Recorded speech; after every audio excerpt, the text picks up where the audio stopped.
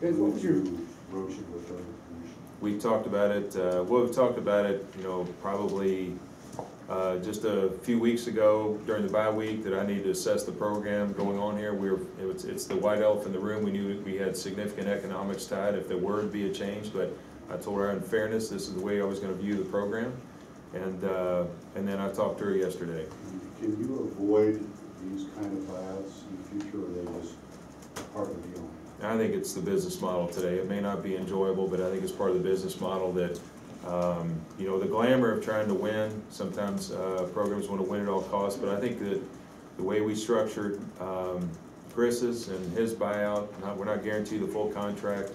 In his buyout, I don't think we're not going to be in a position where I'm willing to guarantee the full contract of any future head coach here on this type of, the magnitude of dollars is different today than they were 5 years ago, 10 years ago, where people guaranteed full contracts. And I don't know how much is enough for people.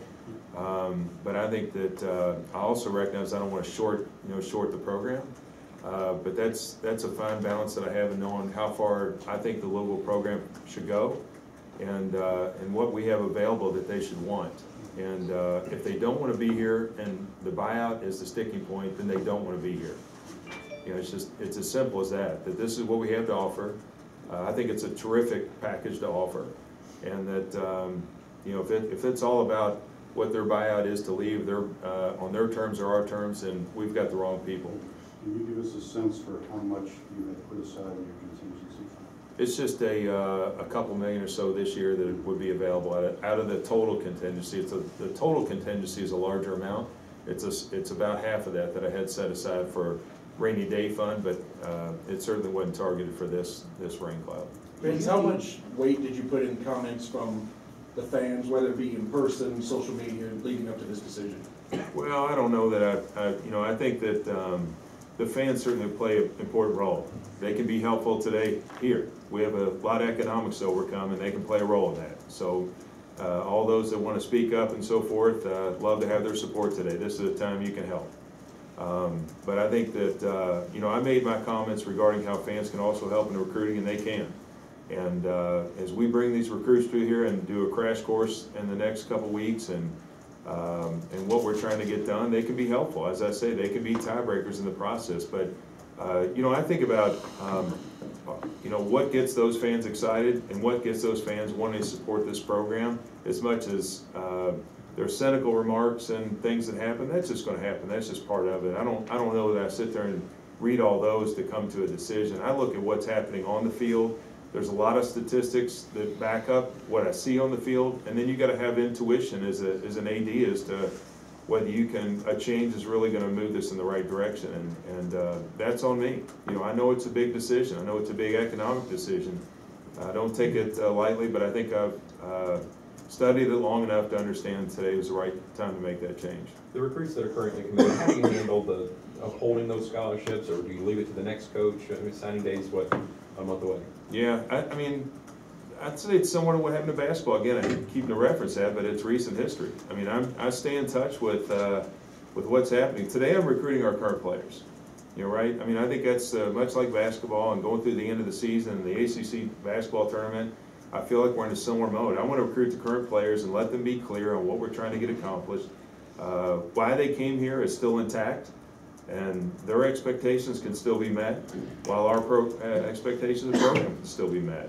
And again, I don't think we're that far away. I really don't. I don't think that talent-wise that we've got enough to win with, and I think you can see in this, on the younger end of this, that there's a lot to build on in terms of skill, and I'm excited about that part of it. But we got to draw it out of them and teach them what it's like to play their ass off in a Cardinal uniform.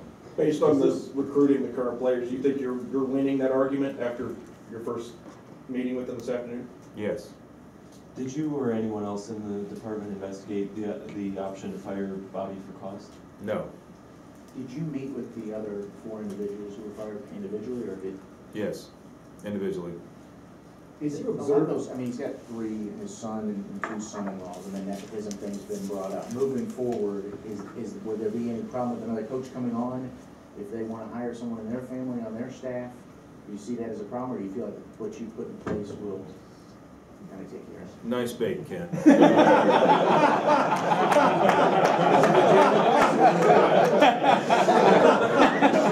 Not sure why you're so subtle, but. No, I mean, I think you do have to weigh these out. In the end, the way our nepotism policy works is you put it together and effectively it's like the trainer at football. They're supposed to report to, where I have AD oversight. And, you know, this is something that, you know, I walked into, we are where we are. I think I was clear with Bobby and the guys on, you know, how that works. They know how it works. It's you know, in terms of what goes with that. There's also a high standard, and you know, you got to be careful there's not a double standard. You don't want that. We don't think we really had that going on. But I think in terms of going forward, I'm not afraid of it. It's in sports where you see where there's relatives in there, but I think you do got to weigh the magnitude of how many and what roles they play.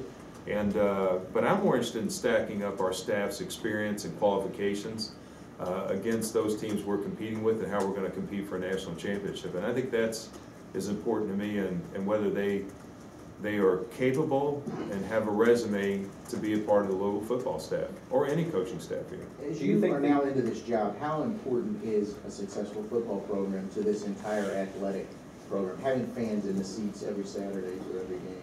I think it's important to the community. I think it's important to the university, and certainly to the athletic program. It plays a big role in our revenue base. It plays a big role in the ACC. You know, the sports, I think it's going in a great direction. I love the, you know, what goes on with the playoff, but it's definitely significant to us. I mean, you can look at our income statement and see what it is. We wouldn't have invested over $60 million in the expansion if we didn't think it was important, and we wouldn't pay our coach the level we have if we didn't think it was important. It's definitely significant, and it's material to our success overall as a department. Do you think the level of nepotism affected Bobby's job performance? I don't know. I'm not sure I'd say that. I think that's probably getting deep in the weeds, but I think he's got, these kids know football. Nick knows that playbook inside and out, and I think he'll go on and do great things. They're all going to be coaches going forward. I don't see any of the three changing their career paths, and I'm going to be supportive of their career path. I just didn't think this next 2 weeks was worthy of them having to endure what's likely to come. So, but from that, I was clear with all of them on how I felt about them and their career and their next steps, and I wished them the best, and we'll be here as a reference. Did you have a conversation with Dr. Brenda Booty today, and if so, what was her reaction? Not today. Neil and I spoke last evening. Vince, there is a large portion of this fan base that really wants one guy for this job next. Do you feel the pressure in a couple of weeks to make sure that you at least reach out to him? No, you know, I don't want to get into it, Ken, just because I hear it. I mean, obviously I know it. I know all the tie-ins that Jeff has with Louisville. I know the tie-ins that he and I have with Trinity. I've heard it all, right? But I still, that doesn't mean he wants to be here. And I don't, you know, I just don't think it's worth speculating until we get to the end of the season and think about who's out there. But I obviously this is a great. I got a great opportunity to sell a great program, and but I want to be clear that this isn't a higher route of convenience. This is one we need to have that really wants to be here and is going to win here. Would you feel comfortable hiring a coach before that coach coaches in that team's bowl game? Well, I think you have to some degree if you can. That's the better alternative because you have signing date on December 19th. And I'm not saying history is going to replicate itself from last year. The first early signing period we've had in football was the December 20th last year, the 19th this year. 20 of our 25 kids signed last year on that date. So that weighs in the back of my head. I don't know that that's going to happen at the same rate. Call me wrong in a couple weeks or a few weeks, but I'm not sure at the same rate that'll happen. I think last year it was a little bit of a nuance, first time pressure. Kids are thinking about musical chairs. They get left out if they don't get on the train with one or the other. So it'll be interesting to see whether it does repeat itself again this year. I guess I'm maybe that it won't go to that extent, that we'd have 80% of a class signed on the signing day. We might. Other schools might. But I do feel like you better get pretty far down the path on with your efforts, and it'd probably be better than worse to have them signed by the 19th. Is December the 19th a line in the sand for you to make a hire, or are you flexible on that?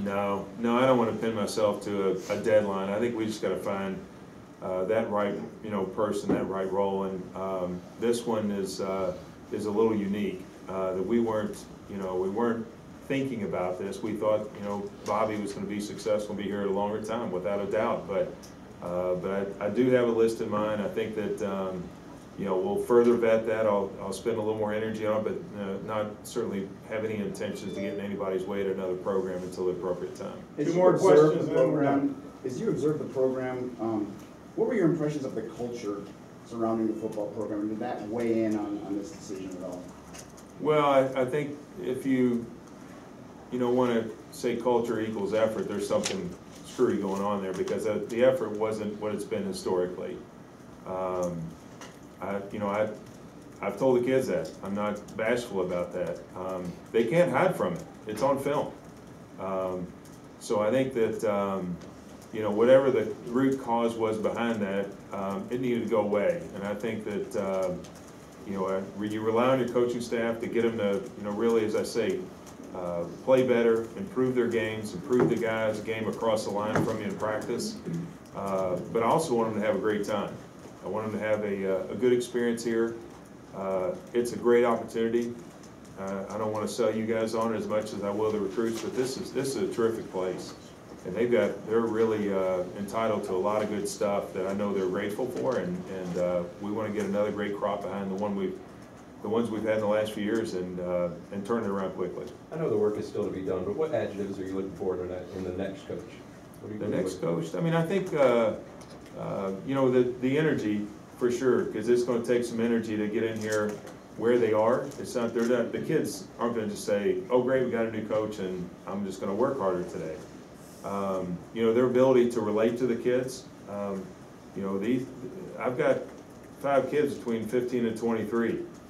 I assure you it's different than probably when I was 15 to 23, and I think you got to figure out how to, whether it's how you set up your recruiting process, what you do in your locker room, how it's set up, what you're doing, if you need a gaming room or whatever it is, how you relate to them, and you know, we've got to figure that out so that they know how much we really care about them, and how much we want to win with them, and that they're the key. We're the stewards to their good experience here, but we need to bring in, you know, a coaching staff that's got the talent to foster that. But energy would be the first thing I think about.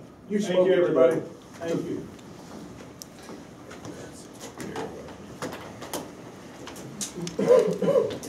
You wearing that this morning? What's that? The sweatshirt, you wearing that this morning, or is that?